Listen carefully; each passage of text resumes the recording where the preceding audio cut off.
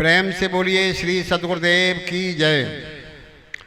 कबीर नामं परमं पुनीतं युगे युगे स्वामी हरन्ते दुःखं दातार मुक्तं पुरुषं पुराणो चरणारविन्दं सततं नमामि, चरणारविन्दं सततं नमामि। प्रेम से बोलिए श्री सद्गुरुदेव की जय। विश्व वंदनीय संत सम्राट गुरु कबीर देव मेरे हृदय मंदिर के आधार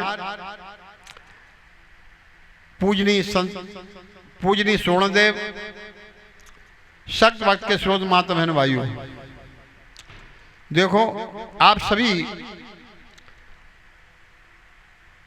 कुछ आए लेने के लिए एक चित्त दो ठोर चित्त लगा करके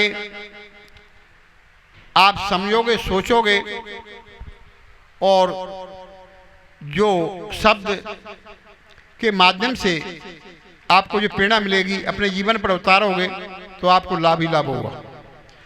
तो इसी प्रकार से आप समझें कि वास्तव में संसार में हम कौन हैं। ये देश अपना नहीं है, ये तो विदेश है। कोई आदमी विदेश में पहुंच आता तो अपने घर की याद आती है, लेकिन आपको अपने घर की याद नहीं आ रही है। कितनी आश्चर्यजनक बात है। तो सब कोई चाहते जो घर में सुख मिलता है, बाहर रिश्तेदारी में जाओ तो कहीं सुख मिलने वाला नहीं।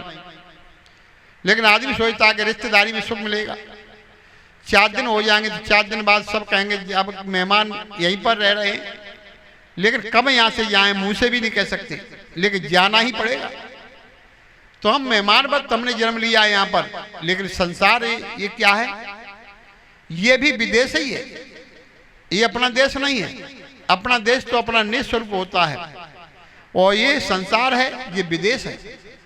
हम विदेश में सुख लेना चाहते हैं, लेकिन विदेश में सुख मिलने वाला नहीं। हम रिश्तेदारी में सुख लेना चाहते हैं तो रिश्तेदारी में 2, 4 दिन 8 दिन हो जाएंगे, लेकिन फिर आपको इतास होना पड़ेगा। कोई अपमान कर देगा फिर आना पड़ेगा। तो इससे तो पहले अपने घर बढ़िया होता है। जो घर में सुख शांति मिलती है तो वो विदेश में मिलने वाली नहीं। तो ये आदमी संसार में शांति लेने के लिए कहाँ जाता है, विदेश जाते, कोई अमेरिका जाते, कोई कहीं जाते हैं। तो क्या करते हैं, नोट ही तो कमा लोगे और क्या है। लेकिन सोचो कि यहाँ पर आपको शांति मिले, शांति मिलने वाली नहीं।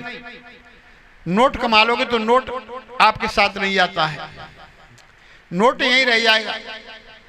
कितने ही नोट कमा लो, विदेश में जाकर के नोट ज्यादा कमा सकते हो, लेकिन नोट बचाने वाला नहीं। नोट शरीर निर्वाह तक होता है, शरीर निर्वाह तक फिर आगे नहीं बढ़ सकता है। तो इसी प्रकार से ये हम बाहर के धंधे में लगे हुए हैं, गोरख धंधे में लगे हुए हैं, तो आदमी बड़ी भूल में है। तो शरीर तक ही सीमित है और दोनों हमारा चोला भी छूट जाता है, शरीर छूट जाता है। चाई माई मई के मई जैसे कमाया और वैसे ही यहीं पर रह गया, तो तुमने क्या खा कमा पाया। तुम्हारे पास पूंजी तुम्हारे साथ रहे तो समझो कमाई है, लेकिन ये कमाई संसार की है, विदेश की, तो विदेश में रह जाएगी। ये शरीर भी विदेशी है और स्वयं तुम्हारा स्वरूप है, वो तुम्हारा साक्षी, वो तुम्हारा एक देशी है। तो इसी प्रकार से हम एक देशी जो अपना स्वरूप है, स्वरूप में ही लौट करके आना चाहिए। लेकिन विदेश में रह करके आप एक देशी को भूल जाते हैं। राग रंग शौक श्रृंगार में भूलते हुए चले जाते हैं, लेकिन अपने आप को तो हमने जान ही नहीं पाया। संसार की आसक्ति मनुष्य भटक जाता है, वो आसक्ति कचोटती रहती है। तो ये क्या है, ये हमारी कमजोर बुद्धि है। तो बुद्धि को तेज और बलवान बनाओ। कमजोर बुद्धि से हम काम लेते हैं। कोई लड़का पढ़ता है तो कमजोर बुद्धि होती है, वो पास नहीं हो पाता है।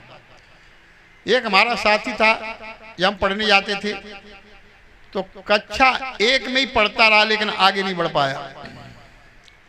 और पढ़ते पढ़ते हर साल कक्षा 1 में फेल होता रहा और जबरदस्ती बैठा दिया दूसरे तीसरे 5वें तक पढ़ता रहा, लेकिन 5 से आगे बढ़ ही नहीं पाया। 5 में तो 2-4 बार फेल हो गया। अब बताओ, कमजोर बुद्धि वाले ऐसे लोग कहां से बढ़ पाएंगे? तो बुद्धि हमारी प्रखर होनी चाहिए, तो प्रखर बुद्धि वाला आगे बढ़ता है।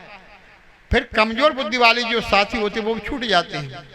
तुम्हारे संग साथी कितने थे? सभी छूट गए। बचपन था, बचपन में साथी मिले, सभी छूट गए। जवान में मिले वो भी छूट गए, बुढ़ापे में मिले वो भी छूट गए, और बीच में मिले सब छूट गए। पत्नी मिली वो भी छूट गई, पति मिले वो भी छूट गए, बाबा मिले, पर बाबा मिले वो भी छूटते हुए चले गए। सब साथ छोड़ छोड़ के चले गए। और एक दिन और ज्यादा क्या, आपका शरीर भी मिला वो भी छूट रहा है, एक दिन तो छूटेगा ही। तब आदमी को बोध भया। तो फिर बोध होने से क्या हुआ? कुछ नहीं। केरा जब ही ने चेतिया जब ढिंग लागी बेर, अब के चेते क्या भया जब कांटे लीना घेर। तो अब कुछ होने वाला नहीं। तो पहले से सजग होना चाहिए कि वास्तव में जन्म लिया है मनुष्य का, तो मनुष्य जैसे कर्मों को करो, पशु जैसे कर्म को मत करो। छाजन भोजन मैथुन भय निंद्रा और मोह, ये 6 कर्म पशु को बोलते हैं। इन्हीं कर्म में मनुष्य लगा रहा। तो लेकिन मनुष्य से, शकल से, नस्ल से मनुष्य कह सकते हैं, लेकिन पशुवत कर्म है तो पशु ही कहा जाएगा, क्यों? कर्म ही पशु के पशुवत कर रहे हैं। खाया पिया गाय के, सोया पाए पसार, और भोंदू लोग जाने नहीं क्या हम क्या संसार। तो ऐसे भोंदू लोग नहीं जान पाते क्या हम हैं, क्या संसार है। एक आदमी था, वो आदमी भजन करना तो कुछ नहीं जानता था, खाता पीता खूब ठेल गया। अब इतना खाता था, विशेष खाता था, खाने पे कमर उसने कस ली। तो किसी ने कहा काम कुछ करता नहीं है, इसको किसी फैक्ट्री में लगा दो। तो किसी फैक्ट्री में लोगों ने कहा तुम्हारी चलो नौकरी करेंगे, लगवाएंगे। तो वो गया, और तो कुछ जानता नहीं बेचारा, पढ़ा लिखा ही नहीं था, मंद बुद्धि का था, लेकिन ताकत पर विशेष ताकत थी उसके अंदर। तो वजन उठाने पे लगा दिए, सामान यहाँ पटको, ये सामान यहाँ से यहाँ रखो, ये सामान उठाओ धरो, उठाओ धरो, से लगा दिए। अब वो स्नान करने के लिए जाया करे। जब स्नान करके आया करे तो भोजन का समय है, भोजन पहले पा लूं। अब भोजन पा लिया, भोजन पा के सो गया। अब सो गया, शाम को फिर जगा कि चलो दिशा मैदान चलते हैं।